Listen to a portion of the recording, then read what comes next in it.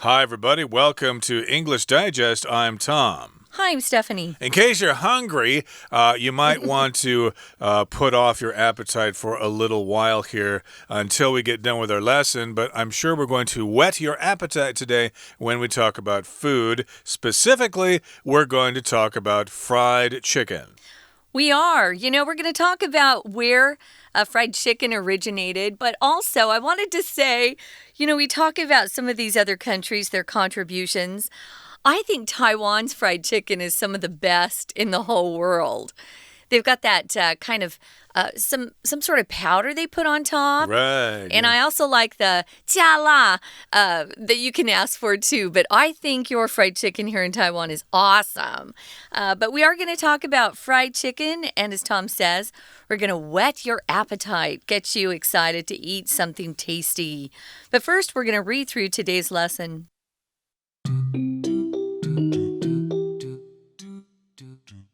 Few foods are as tasty and comforting as fried chicken.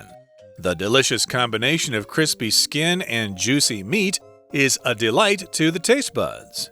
Many people associate fried chicken with KFC and the American South. In fact, the first recipes for this famous comfort food can be traced back to Scottish immigrants who came to the U.S. in the 1700s. They introduced the traditional European method of deep frying chicken in fat. The dish was easy enough to prepare, but it tasted a bit bland. African slaves improved upon the Scottish recipe by adding spices to make the chicken more flavorful. Slowly but surely, fried chicken spread to other countries and became a beloved food worldwide. Nowadays, Asia has become famous for producing some of the world's finest fried chicken. Many countries have found their own special ways to prepare it. The Japanese soak the chicken in soy sauce and then coat it in potato starch. Next, it is deep fried and served with a sweet mayonnaise.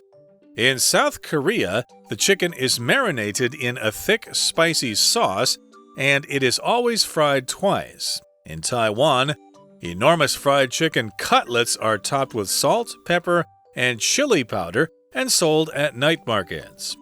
If you're a fried chicken lover, try all of these varieties to see which one you like best.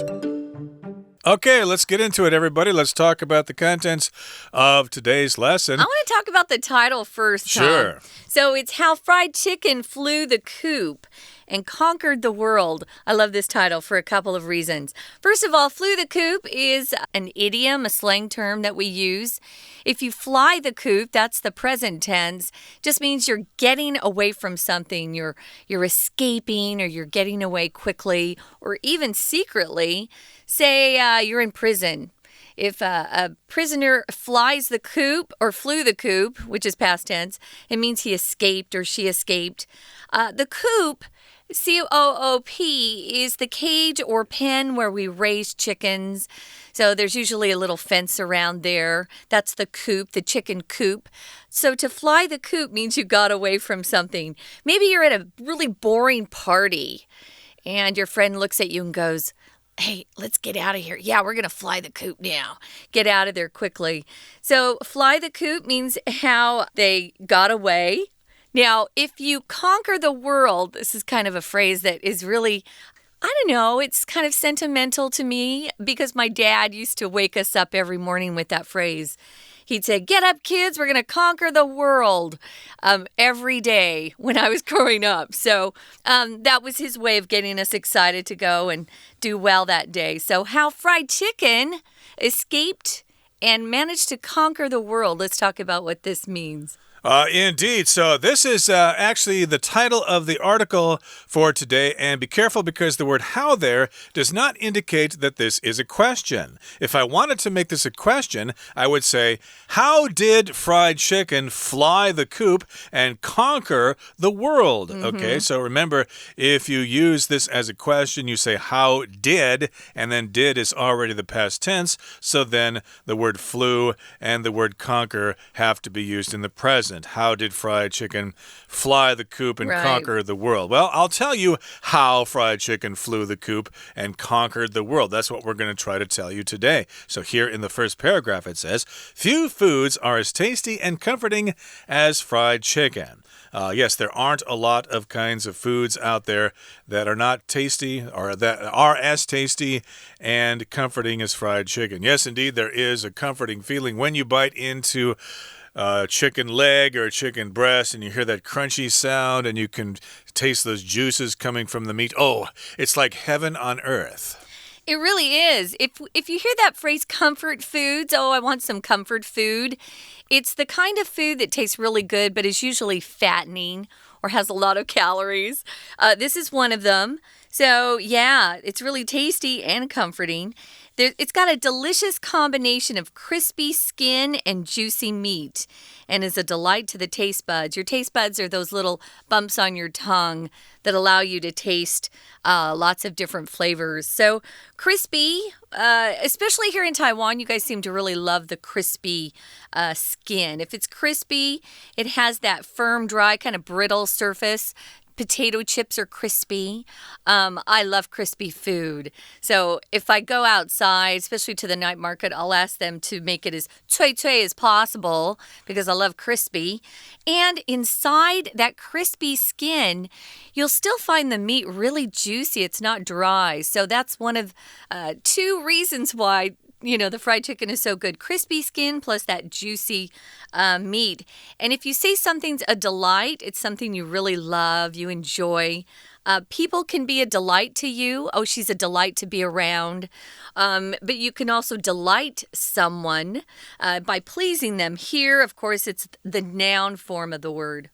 Right, I could say eating an oyster omelet in the Shirley Night Market would be a real delight. So let's go have one. But first we're going to have some fried chicken that is crispy and the meat is a delight to the taste buds. Those are the sensors on your tongue that can taste things.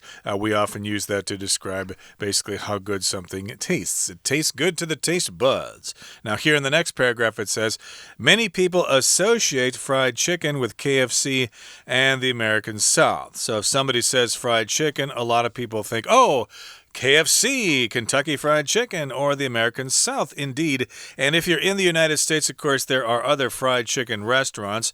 I can think of one, Popeye's Fried Chicken. Church's Fried Chicken. Which one? Church's. Church's, right. Yeah. A friend of mine was from Texas, and he introduced it to me. They come with jalapeno peppers, which is a nice combination. But you don't really have those here in Taiwan. You just have KFC here. And, of course, again... Oh, they have their own chains, fast food chains that sell fried chicken. Yeah, Ding Gua Gua, I believe, is also there are a couple here. Fried chicken chain restaurant. It's quite good. And there might be some other ones out there, too. Yeah. But, yeah, when you think of fried chicken, a lot of people will think, oh, the American South. That's where fried chicken kind of came from. Yeah. So associate just means to connect things together. So in fact, it says the first recipes for this famous comfort food can be traced back to Scottish immigrants who came to the U.S. in the 1700s. This is new information for me. I didn't know that the Scots had anything to do with this. A recipe is a set of instructions that you get to prepare a particular dish of food. So it'll have all the ingredients, like if you're making a cake, it'll say flour, eggs, water, whatever you put in your cake mix. But here, the first recipes are how to make comforting fried chicken can be traced back to Scottish immigrants. If you're an immigrant, you move from your country where you were born, and then you move to another country to live there as maybe permanently, and sometimes even becoming one of their citizens. So Scottish people are from the country of Scotland, which is part of the UK, of course. And I didn't know this, so it's kind of interesting. But they brought their recipes with them when they moved to the U.S. as immigrants in the 1700s. Right, and they introduced this traditional European method of deep frying chicken in fat to the rest of the Americans there. And I guess to a lot of people it was tasty enough and it was easy enough to prepare, but it tasted a bit bland, okay? That's a complaint a lot of people have about American food. It's just kind of bland. It's not very interesting. You can eat it, it will fill you up, but it isn't particularly interesting or exciting when you eat it. So we've got African slaves who improved upon the Scottish recipe. How did they do that? Well, they started adding some spices to make the chicken more flavorful. So we can thank the African slaves for making the chicken less bland and much more tasty. If you improve upon something, it just means you make something better. So you could say the slaves made the Scottish recipe much more tasty or much better by adding spices to make the chicken more flavorful. Slowly but surely. And so if you use that phrase slowly but surely, it means over time. It didn't happen immediately. Slowly but surely, I'm getting better and better at the Chinese language. I wish. I feel like I'm 退步 all the time. We could all hope slowly that. But surely, yeah. So happened yeah. slowly, but fried chicken then spread to other countries and became a beloved food worldwide. And Tom, what are we going to do right now? We're going to quit talking right now, and we're just going to leave the studio right now and head out and get some fried chicken. But, we can't do that. That's very irresponsible. But maybe we'll do that after the program. Yes. But what we're going to do now instead is listen to our Chinese teacher. 各位同学，大家好，我是 Patrick 老师。今天我们要一起学习的是2月份 Unit 1 How Fried Chicken Flew the Coop and Conquered the World。从标题我们了解到这一篇克漏字测验和炸鸡有关，我们会了解到炸鸡的起源到底源自哪里，也会学习到炸鸡有哪些不同的做法。我们就直接看到第一段的第一句。第一句 Few foods are as tasty and comforting as fried chicken。没有什么食物像炸鸡一样好吃又令人疗愈。接着第二句是我们第一题所在，我们一起看 The delicious blank of crispy skin and juicy meat。同学看到 of 的时候要记住，我们先从 of 后面的名词开始看 crispy skin and juicy meat， 酥脆的外皮和多汁的肉块的可口的什么是 is a delight to the taste buds， 对于味蕾来说是一大享受。好，我们看第一题4个选项 A. combination 结合 B. construction 建设 C. experiment 实验 D. appointment 约会指定。这边比较适合的文意应该是这两样结合起来相当的美味，对于味蕾来说是一大享受。接下来我们继续看第二段 Many people associate fried chicken with KFC 这个句子，请同学标示 associate with， 这是一个重要的动词片语 associate A with B， 表示把 A 跟 B 联想在一起。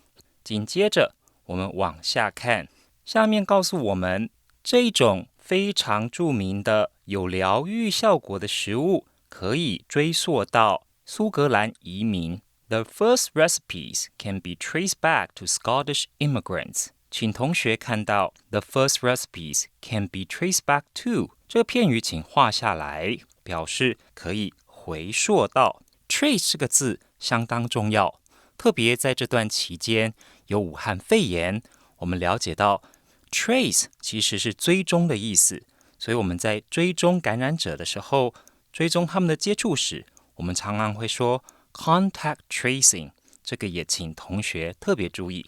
接下来我们看到第二题的题干 The dish was easy enough to prepare， 表示炸鸡这项料理要准备起来其实很容易， but it 怎么样 a bit bland。 我们看到第二题全部都是 taste， 可是我们要了解 taste 到底怎么用。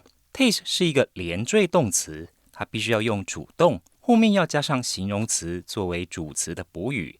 这个 bland 表示平淡的，所以我们就选 A, but it tasted a bit bland. 接下来我们看到第3题的题干这里。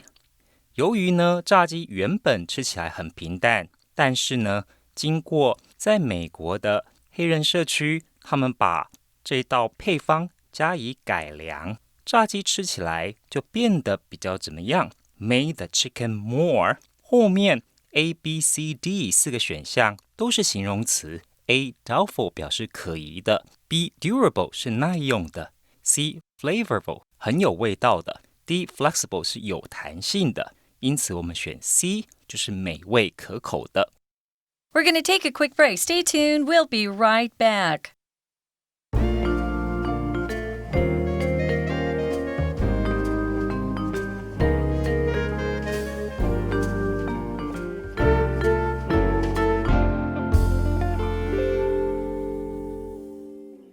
Okay, let's continue with our lesson. Again, we're talking about fried chicken, and we're trying to tell you how fried chicken flew the coop and conquered the world. How it kind of left its homeland of the USA there, the southern United States there, and spread all over the world here. So we did talk a little bit about the history of fried chicken.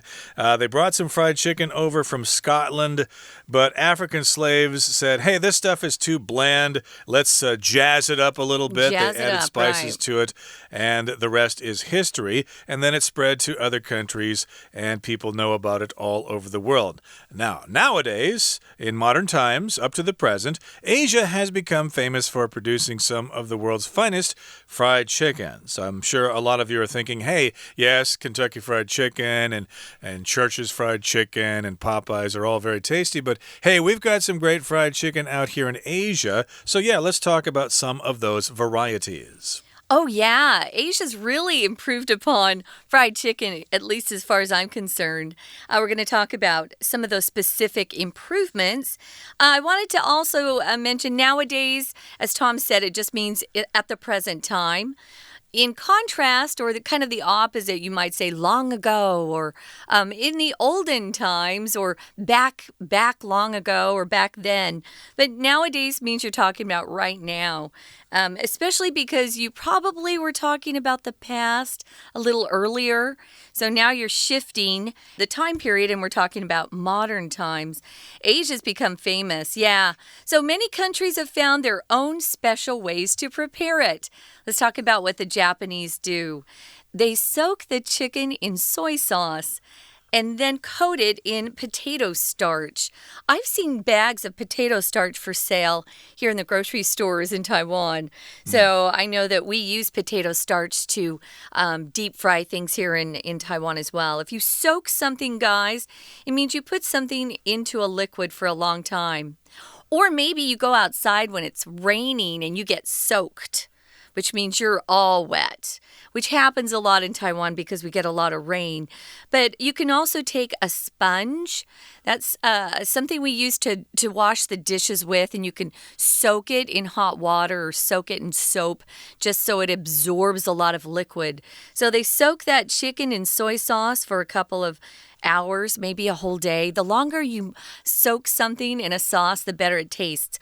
We do have a word for that. It's coming up in a minute, but it's marinate. Yeah, I was going to ask you because I don't have a lot of cooking experience myself. What's the difference between soaking food and marinating food? Well, marinate is just the cooking term for it.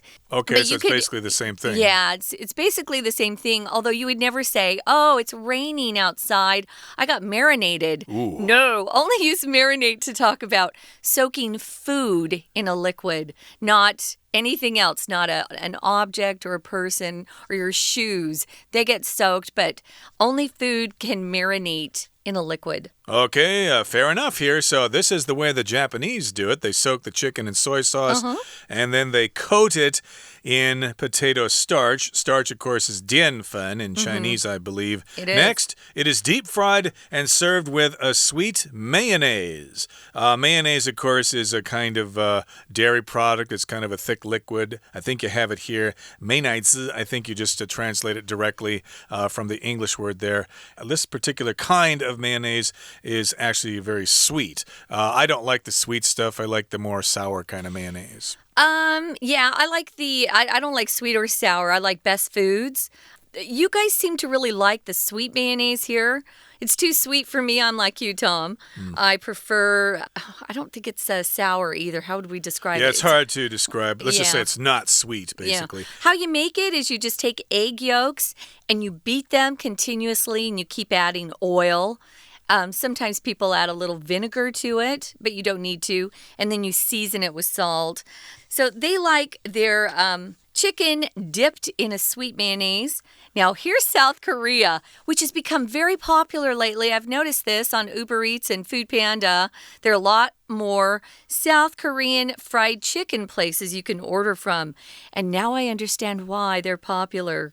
They will marinate their chicken in a thick, spicy sauce. Remember, South Koreans love spice, especially very hot, spicy stuff. And then it's fried twice. Okay, there's nothing that tastes better than something that's fried twice, Tom. That's the best. Even if you take, I know a couple of restaurants that fry their French fries twice. Oh boy, they're good.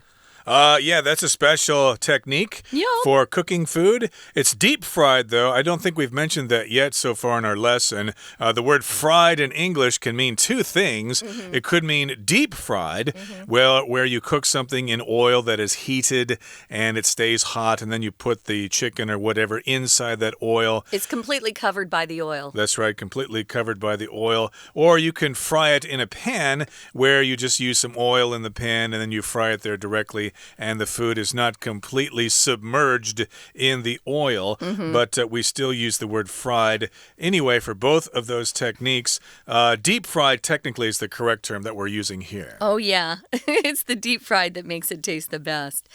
Now, what does Taiwan do with their chicken? Well, they've got a lot of fried chicken cutlets. You guys would just call those deep high. And you can get those at the night markets, as you know.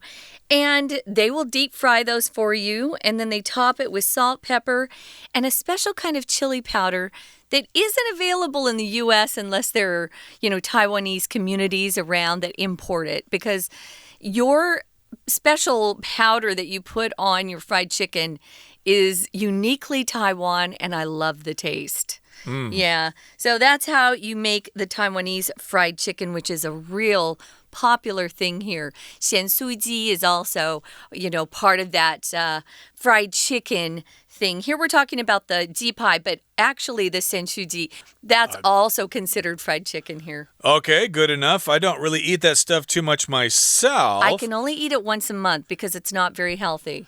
True. This is like one of those guilty pleasures that we have. Comfort food. Fried chicken, comfort food. Fried chicken, of course, cannot be consumed on a daily basis, or else you're going to get nice and fat, and you'll probably get high blood pressure and stuff like that. So, yes, do not eat too much of this stuff. Moderation, everybody, maybe once a week or so, have some fried chicken there. But, I did want to say that the word cutlet here does refer to a big piece of meat.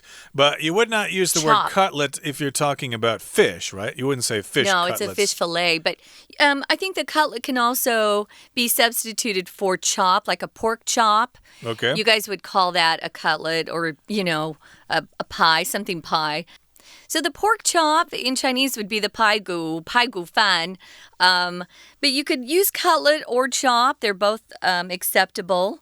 Pork chop is mostly used in the States, I know. And for chicken cutlets, we just know that's probably, either a big chicken leg or a chicken breast. But Wow, this is making me hungry talking about all this. And these are often quite large here in Taiwan. Oh, yeah. Served over rice with some vegetables and stuff like that. I believe it would be called ji pai fan, but there are other varieties of fried chicken here in Taiwan as well. But again, this one is most popular in night markets. It's going to be topped with salt and pepper and chili powder. And again, you're going to see this quite often in night markets. Okay, so those are some examples of Asian varieties of fried chicken. We've got the way the Japanese do it, and the South Koreans, and the Taiwanese here, how y'all do fried chicken here. So if you're a fried chicken lover, try all of these varieties to see which one you like best. So here we've got the word variety, which is a noun, but I believe it can be both a countable noun and a non-countable noun. Yeah, we've got a lot of different types. So varieties, types, we have a range of fried chicken that you can try here. So you should try all of these different versions and see which one you like best. I know even KFC has different varieties of fried chicken. There's the spicy, the original, the extra crispy. Right. Extra crispy spicy seems to be the most popular here in Taiwan. And I don't want to sound dumb, but I still don't really know the difference between light and dark meat. Can you tell me there? The dark meat is much juicier. It's usually the legs, right? That's why people here love the dark meat. They like the ji tui fan instead of the ji pai fan. Yeah, the tui, the leg, is much juicier. It has more flavor. It's also more fattening. Oh boy, okay, so there you have it, dark and light meat and chicken, and of course we've got all these different kinds of varieties of fried chicken. Hopefully we have not made you too hungry, but yes, go ahead and indulge yourself after our program if you happen to be passing by a night market on your way home. Okay, that brings us to the end of our explanation for today. Here comes our Chinese teacher. 接下来我们看到第四题，第四题题干所在。在第3段，我们知道亚洲其实也是炸鸡非常有名，有很多不同国家对炸鸡有不同的料理方式。我们先看到这里，日本人他们是如何料理炸鸡的。The Japanese soak the chicken in soy sauce. 他们先用酱油来浸渍炸鸡，再接着呢会裹上太白粉。第4个空格之后 ，it is deep fry， 再去油炸。And served with a sweet mayonnaise. 接着呢，再用美乃滋。第4题，我们知道这其实是料理不同的步骤。前一步骤先用酱油泡，后一个步骤再用油炸的，所以第4题我们选 next， 表示紧接着。接下来我们看到第5题 ，If you are a fried chicken lover， 如果你喜欢吃炸鸡，后面 all of these varieties， 所有的这些种类。都应该怎么样呢 ？A, B, C, D 全部都是以 try 来做不同的变化。这里应该要用祈使句，等于是作者要求读者去试试看。我们用原形 D try， 请你去试试看各式各样不同种类的炸鸡，看哪一个你最喜欢。That's all for today. Thank you. That's it for today, guys. That's our food unit. We hope you learned a little bit more about where fried chicken comes from, and we hope you enjoy it to its fullest extent in the future. I love fried chicken. For English Digest, I'm Stephanie. And I'm Tom. Goodbye. Bye.